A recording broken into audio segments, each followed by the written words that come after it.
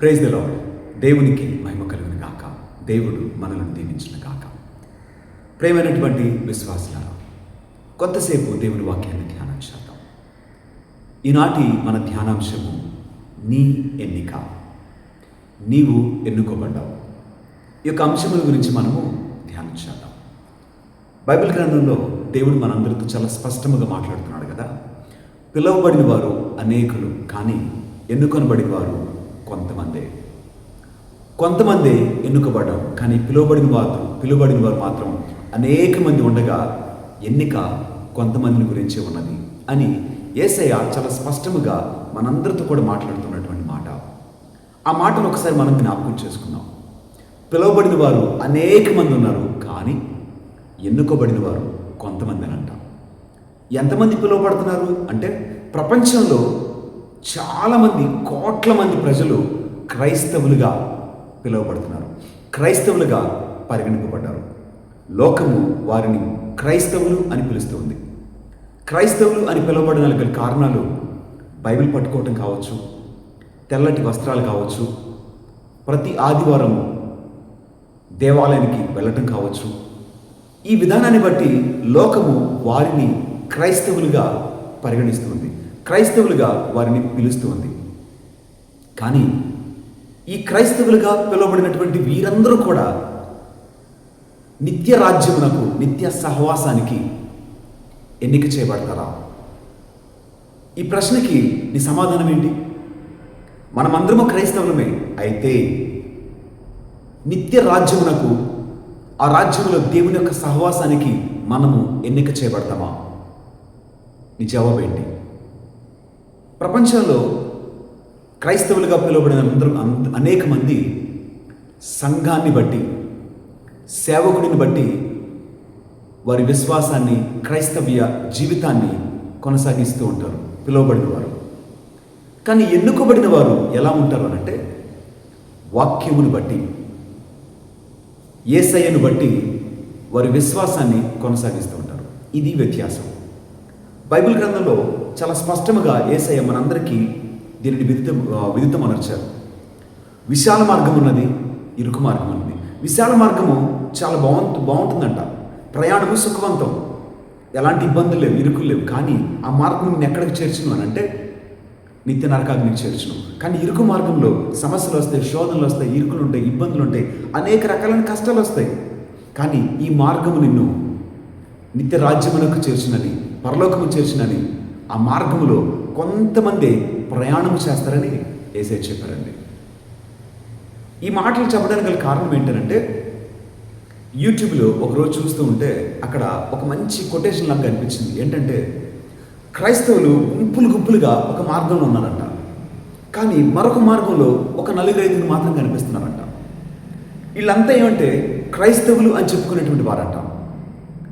కానీ ఇటు ప్రక్కన ఇరుకు మార్గంలో ఉన్నటువంటి వారు క్రీస్తుని విధేయించిన వారంట. అట్టివారు కొంతమంది ఉన్నారు, కానీ మనమందరం క్రైస్తవులమే, విధేయించని క్రైస్తవులు పిలువబడిన వారు. కానీ విధేయించినటువంటి క్రైస్తవులు కొంతమందే, ఎన్నుకోబడిన వారు. ఇది చిన్న వ్యత్యాసం. ఈ వ్యత్యాసం గనక మనము అర్థము చేసుకోగలిగితే, నీవు పిలువబడిన వాడవైతే తప్పక ఎన్నుకోబడినటువంటి ఆ లిస్ట్లో నీ పేరు ఉండాలి. అలా కాకుండా పిలువబడిన వాడిగానే నువ్వు గుర్తింపు పొందుకుంటే ఎన్నిక నువ్వు కోల్పోతావు. నువ్వు తప్పక ఎన్నుకోబడాలి. ఎన్నుకోబడటానికి ఒకే ఒక మార్గము, విధేయించుట. ఈ విధేయతలో కష్టం రాని, బాధ రాని, కన్నీళ్లు రాని, అవమానం రాని, మరి ఎలాంటి ఉపద్రవం రాని, నీవు తప్పక విధేయించాలి. ఆ విధేయతలో ఆయనను మహిమపరచాలి. నీ ఎన్నిక ఆయనను మహిమపరచుట కొరకే. అందుకే ఆయన నిన్ను ఎన్నుకున్నాడు. అందరూ దేవుని మహిమపరచలేరండి, కానీ చెప్పుకోవటానికి నేను క్రైస్తవుడిని అని గొప్పలు చెప్పుకోవచ్చు. కానీ మహిమపరచగలిగినటువంటి ధన్యత కొంతమందే కలిగి ఉంటారు. ఈనాటి వాక్యంలో మనము ఎన్నిక గురించి, దేవుని మహిమపరచడాన్ని గురించి మనము ధ్యానం చేద్దాం. దేవుడు ఎన్నిక చేశాడు, దావీదు మహారాజుని ఎన్నిక చేశాడు. ఈ ఎన్నికకు ముందుగా దేవుడు తన ప్రవక్తను పంపించాడు కదా. ఇదిగో, నీవు నీ కొమ్మును తీసుకో, తైలముతో నింపుకో, నూనెతో నింపుకొని నువ్వు వెళ్ళు అని చెప్పి యెషయా ఇంటికి పంపించాడండి. అక్కడికి వెళ్ళిన తర్వాత సమూయేలు గారు దేవుడు చెప్పినంత కూడా యెషయా గారికి చెప్పాడు. ఇదిగో నేను దేవుడు నీ కుమారులు ఒకరిని రాజుగా అభిషేకించమని నన్ను పంపినాడు, నీ కుమారులను పిలువు అని చెప్పేసి అన్నప్పుడు మొట్టమొదటి కుమారుని పిలిచాడు.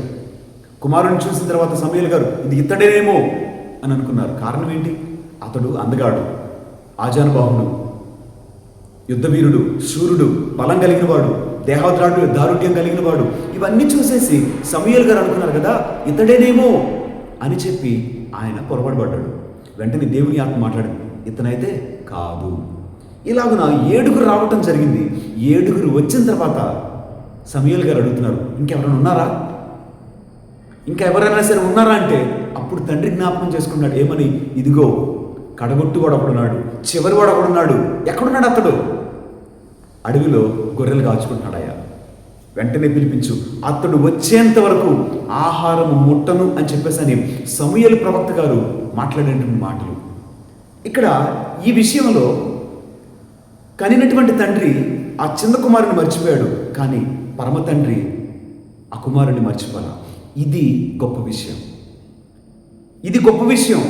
లోకమంతా కూడా నిన్ను మర్చిపోవచ్చు, నీ ఇంటి వారే నిన్ను కాదనొచ్చు, నిన్ను ఎవరు లక్ష్య పెట్టకపోవచ్చు, నిన్ను ఎవరు గుర్తించకపోవచ్చు, నిన్ను ఎవరు గమనించకపోవచ్చు, కానీ నీ పరమ తండ్రి, నిన్ను సృష్టించిన ఆయన, తల్లి గర్భము నిన్ను రూపొందించిన వాడు, నీ యొక్క నామాన్ని తన అరచేతుల్లో లిఖించుకున్నటువంటి వాడు, నీ కొరకు గాయం పొందినవాడు నజరేయుడైనటువంటి యేసయ్య నిన్ను లక్ష్య పెట్టాడు, నిన్ను గుర్తించాడు. ఆయన దృష్టి నీపై ఉన్నది. లోకమంతా కూడా నిన్ను గుర్తించకపోయినా, వారి లెక్కలో నువ్వు లేకపోయినా ఆయన నిన్ను చూస్తున్నాడు. దావీదు గారి విషయంలో జరిగినటువంటి విషయమే అది. తండ్రి మర్చిపోయాడు, ఇంటి వారు మర్చిపోయారు, కానీ పరలోకమందున్నటువంటి పరమ తండ్రి మర్చిపోలేదు.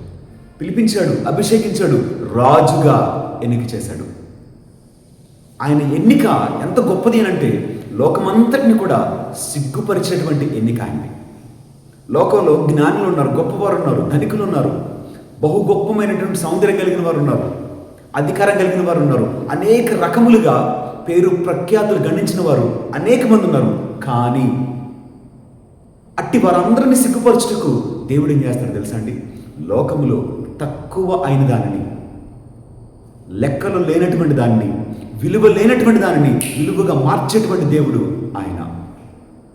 అందుకే దేవుడు అంటాడు కదా, ఇదిగో నీ ఎన్నిక కృప వలన జరిగినది కానీ క్రియ వలన జరిగినది కాదు. ఇక్కడ క్రియ అంటే ఏంటి? నేను ఒక పని చేసి ఈ పని వలన నేను సంపాదించుకున్నా అని నేను చెప్పుకోవడానికి అవకాశం ఉంది.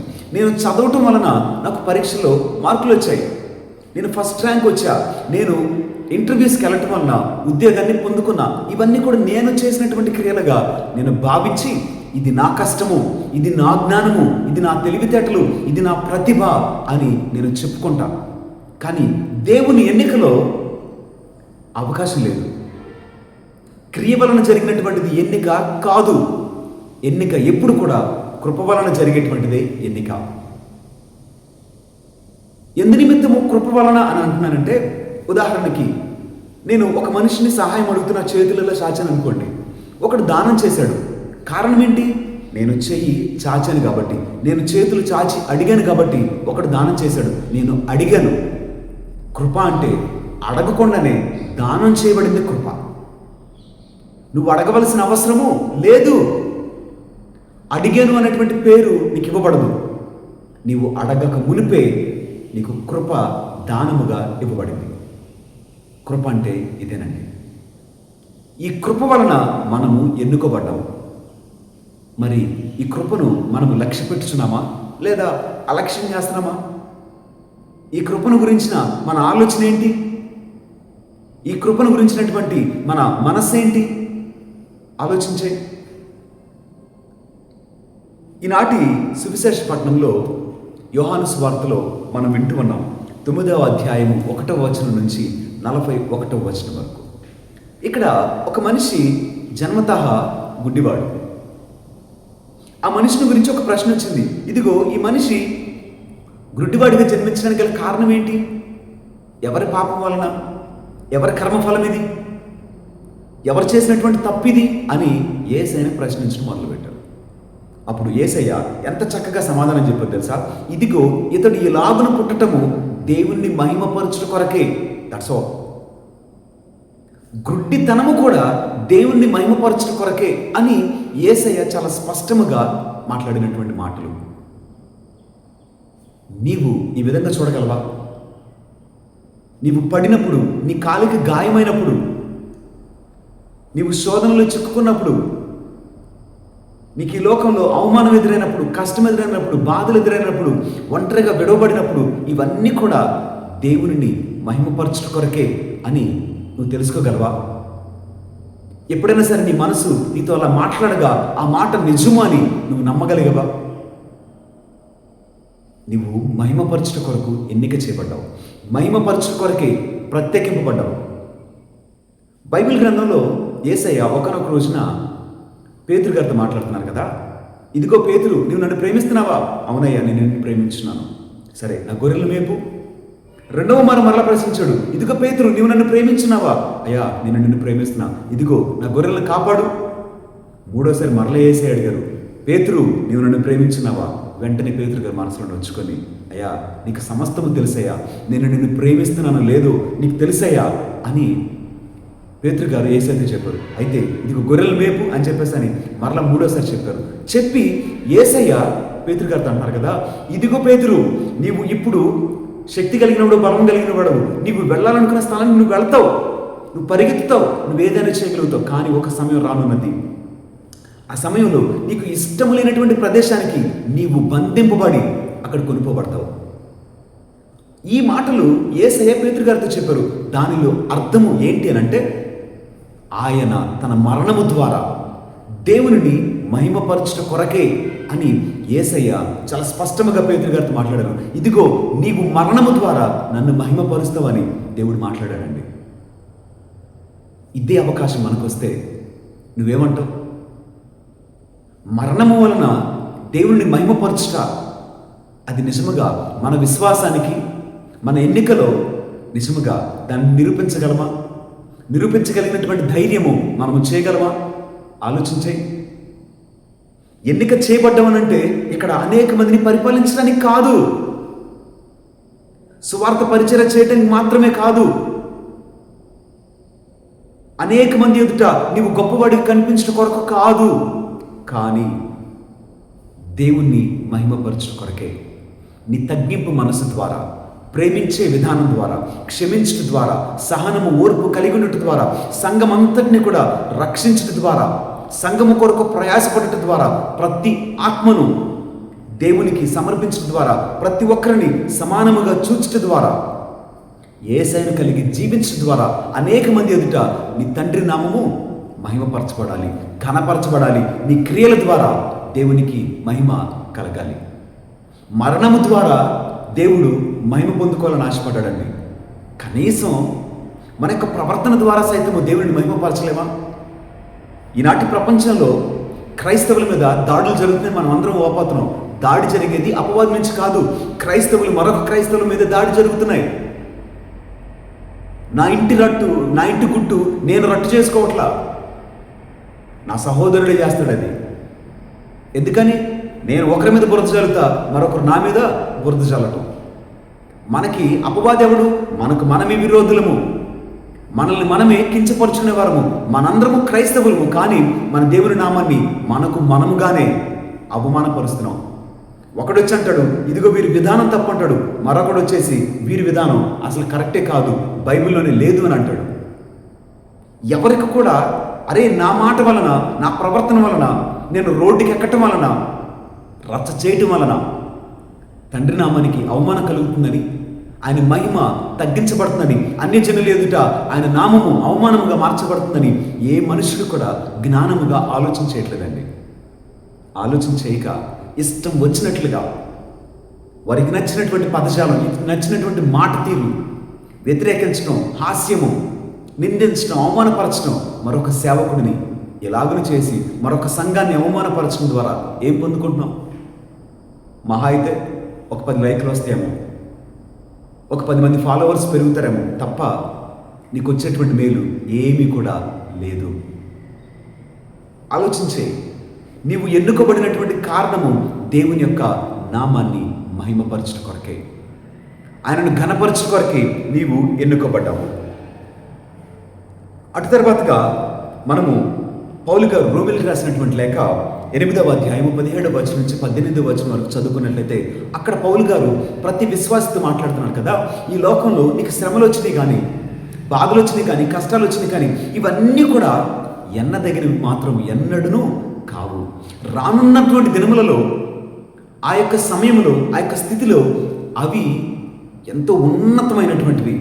వాటిని బట్టి నువ్వు కనుక పోల్చి చూసుకున్నట్లయితే ఈ లోకములో నీకు వచ్చినటువంటి శ్రమ, నీకు వచ్చినటువంటి బాధలు, కష్టాలు, నిందలు ఏవి కూడా ఎన్నదగినవి, ఎన్నటికి కావు అని పౌలు గారు మనందరితో మాట్లాడుతున్నారండి. కానీ మనమైతే ఒక చిన్న దెబ్బ తగిలితే, ఒక చిన్న శోధన వస్తే, ఒక చిన్న ఇబ్బంది వస్తే, ఒక చిన్న అవమానం వస్తే, నింద వస్తే, ఒక ఆటంకం వస్తే ఆగిపోతాం. ఇక నా జీవితం ఇంతే, నన్ను కాపాడేవారు లేరు, నన్ను నడిపించేవారు లేరు, నా పక్షాన నిలిచేవారు, నా కోసం యుద్ధం చేసేవారు లేరని, నన్ను ప్రేమించేవారులని మనం వాపోయి అనేక మందిని దూషిస్తూనే ఉంటామండి. కానీ పౌలు గారు ఏమంటున్నారు, ఈ లోకంలో నీవు ఎదుర్కొన్నటువంటి సమస్య, శోధన ఏమైనా కానీ రానున్న మహిమ ఎదుట ఎన్నదగినవి, ఎన్నటికి కావు, అవి పోల్చుకోలేము. కనుక ప్రేమైనటువంటి దేవుని బిడ్డలారా, ఒకసారి ఆలోచించే, బైబిల్ గ్రంథంలో చెప్పబడినటువంటి నీతిమంతులు, విశ్వాసులు, వారు పడినటువంటి శ్రమలు మనకైతే ఈ రోజున కలగట్లేదండి. ఆ బాధలు మన జీవితంలో ఏమీ లేవు. ప్రశాంతంగా ఉండగలుగుతున్నాం, ప్రశాంతంగా తినగలుగుతున్నాం, ప్రశాంతంగా జీవించగలుగుతున్నాం. ఇవన్నీ ఉన్నప్పటికీ కూడా దేవునిని మాత్రము మహిమపరచలేకపోతున్నామండి. నీవు పిలువబడిన వాడు జాబితాలో ఉంటే ఎన్నికలోనికి రావాలి అని ప్రార్థన చేయి. ఎన్నిక చేయబడినటువంటి నీవు దేవుని మహిమపరచాలని ప్రార్థన చేయి. అట్టి ప్రయాస నీవు కలిగి ఉన్నట్లయితే దేవుడు బహు గొప్పగా మనలను దీవించబోతున్నాడు.